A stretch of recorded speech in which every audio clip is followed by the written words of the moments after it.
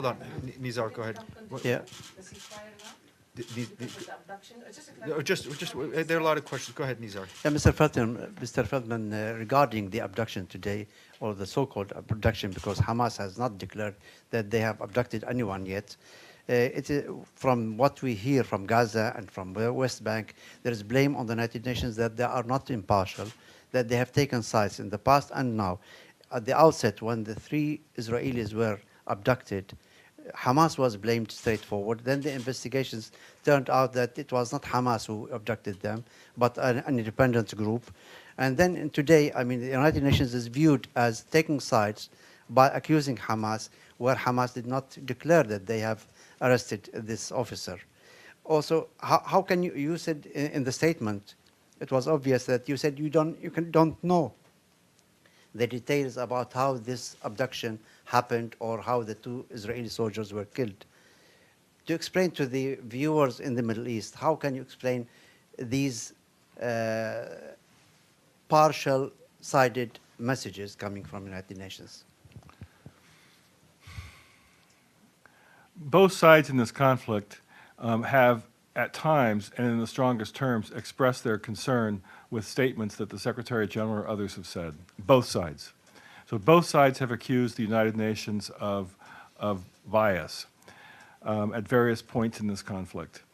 The Secretary General's overwhelming focus has been on how, in the short term, do we end the violence.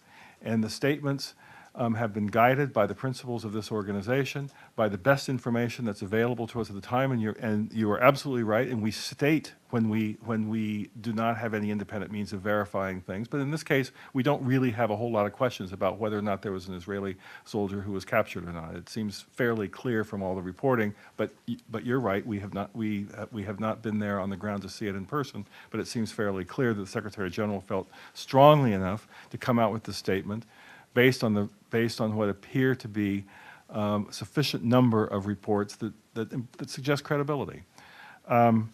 I don't think that the Secretary General or the United Nations has anything to be ashamed of in terms of its response on the ground.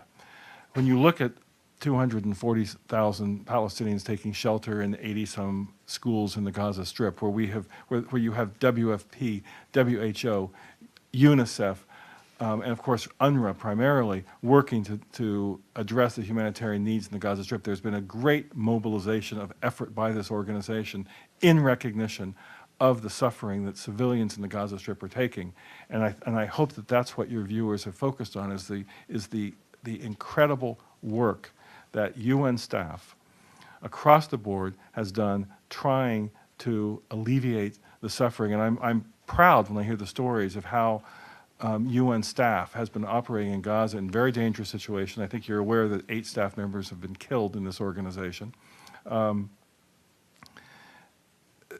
But there's a very clear focus by this organization to try to alleviate the suffering, and as the diplomatic efforts show, to try to stop the killing.